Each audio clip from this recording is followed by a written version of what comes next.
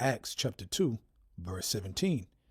It shall come to pass in the last days, says Yahweh, I will pour out my spirit upon all flesh, and your sons and your daughters shall prophesy, and your young men shall see visions, and your old men shall dream dreams. I want to give our praises and honor to Yahweh, Bahashem, Yahushai, Bahashem, Rakah, Kodash, forgive me the spirit, to do this lesson. In this lesson, I'm going into my mother's dream of martial law with a twist, okay? My mother's dream of martial law with a twist, okay? And my mother, just a little backstory, my mother, she never ever gave me issues.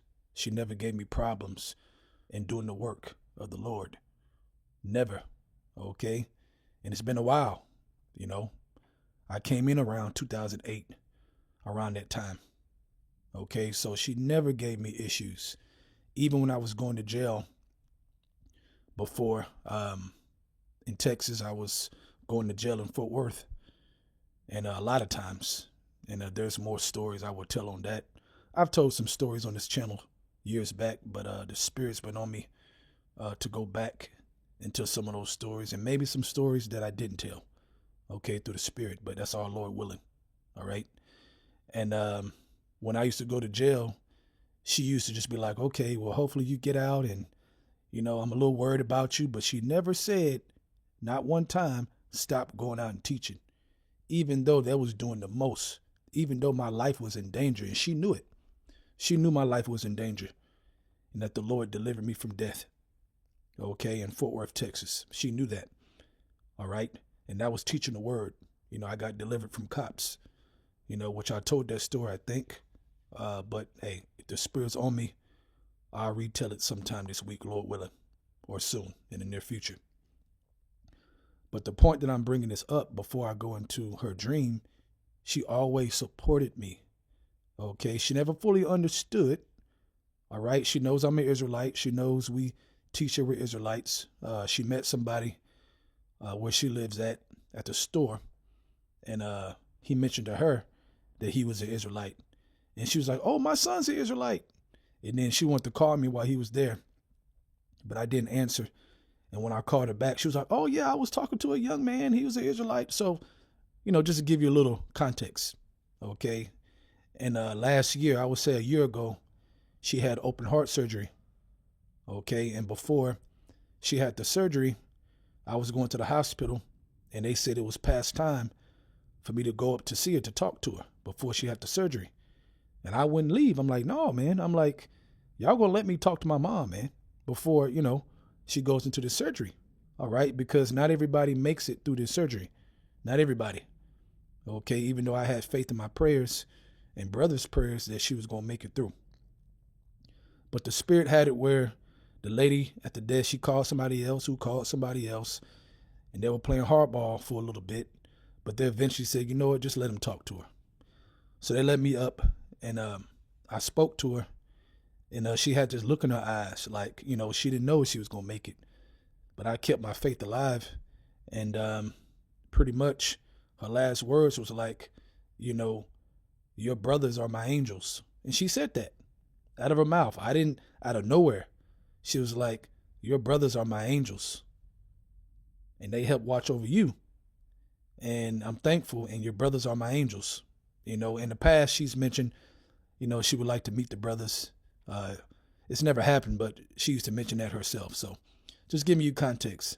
So those are her last words, pretty much, before I had to leave the room, all right, before she goes into the surgery. So I was pretty, I was meditating about that after that, like, wow, like, you know, if she were to go, those were her last words, that the brothers are her angels, okay?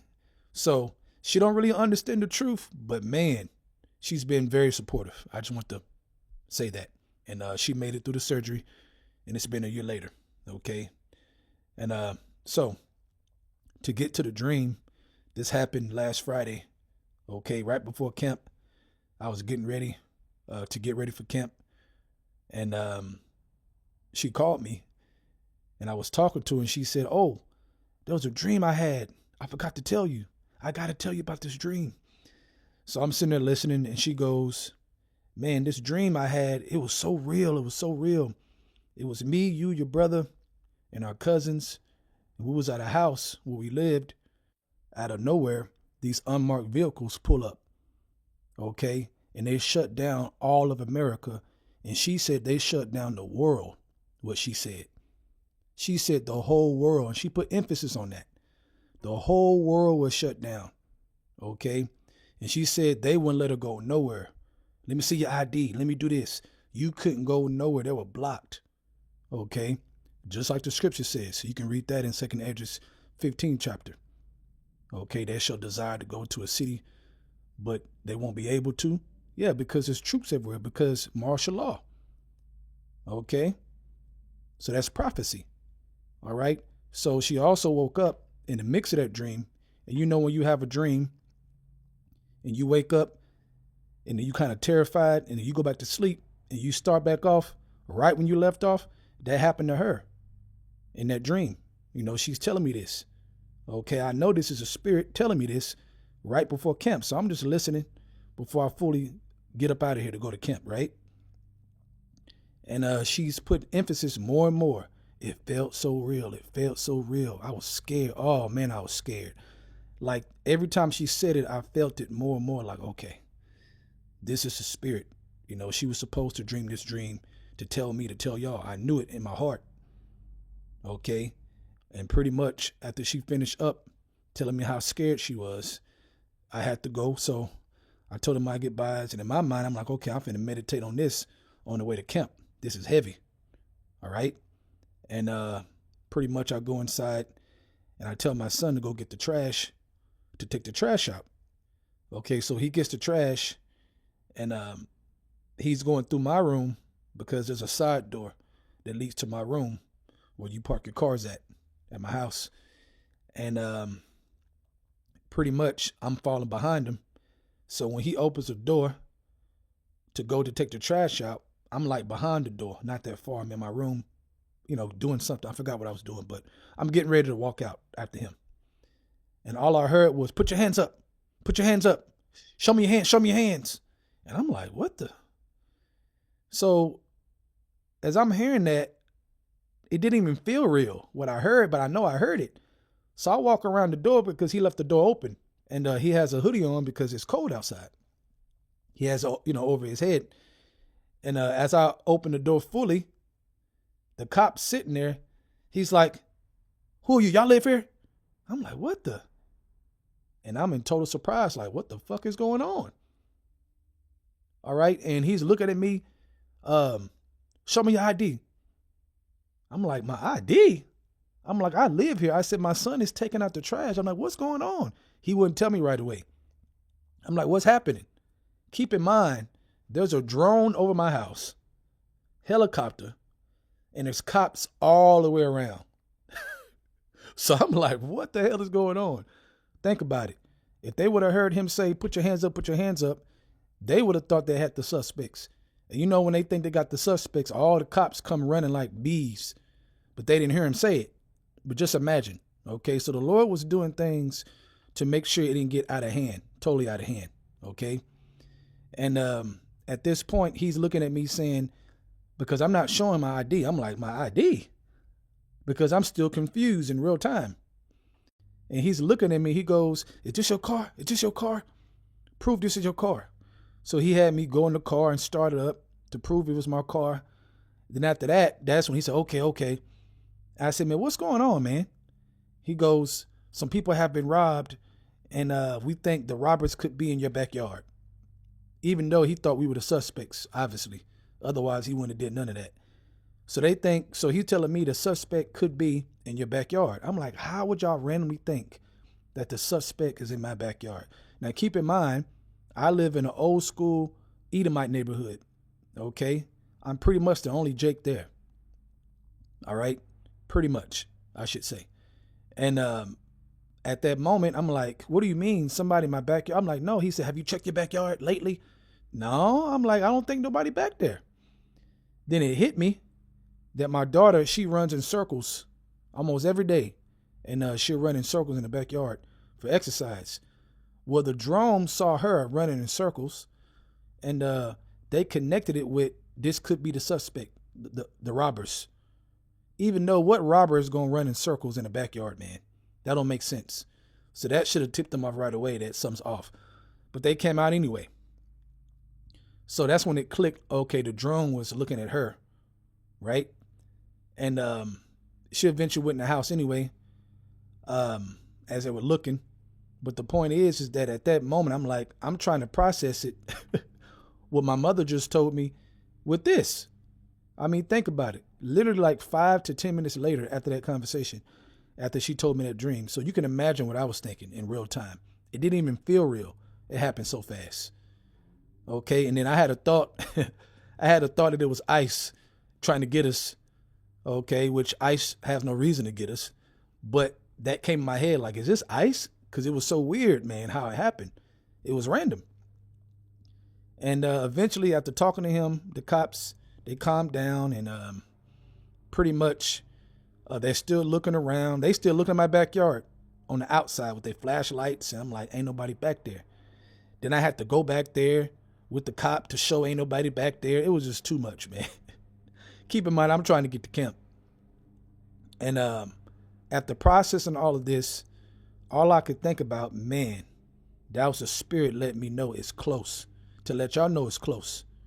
That is very, very close. We ain't got that much time left, man. We don't. All your problems, they're temporary. You have to look at it like that if you're spiritual.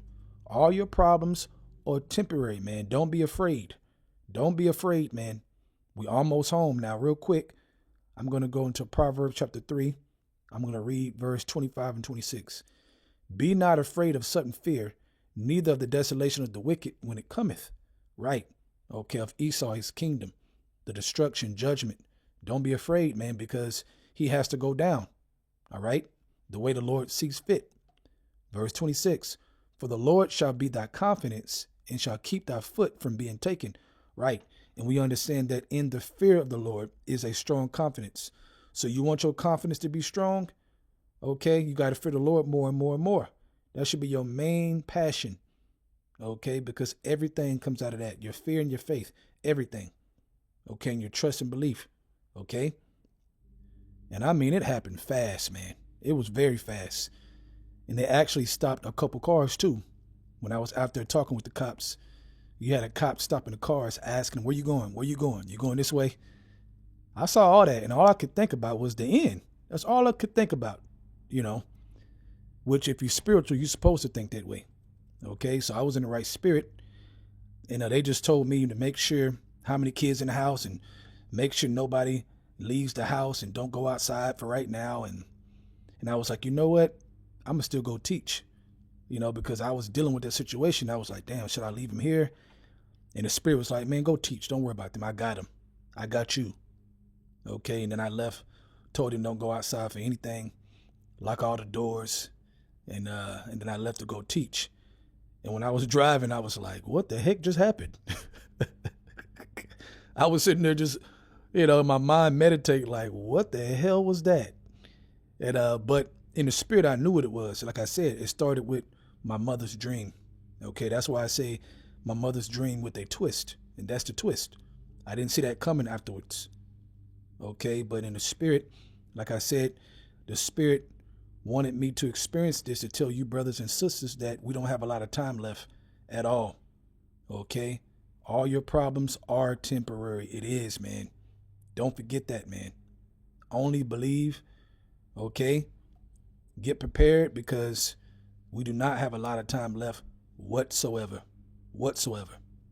Okay, so I hope you're edified with that. I want to give our praises and honor to Yahweh, Bahashem, Yahushai, Bahashem, Rakah Kodash. Forgive me the spirit to do this lesson. Double honors to the elders of Great Millstone. And Shalom to your Akim out there that's doing the truth in all sincerity. Shalom.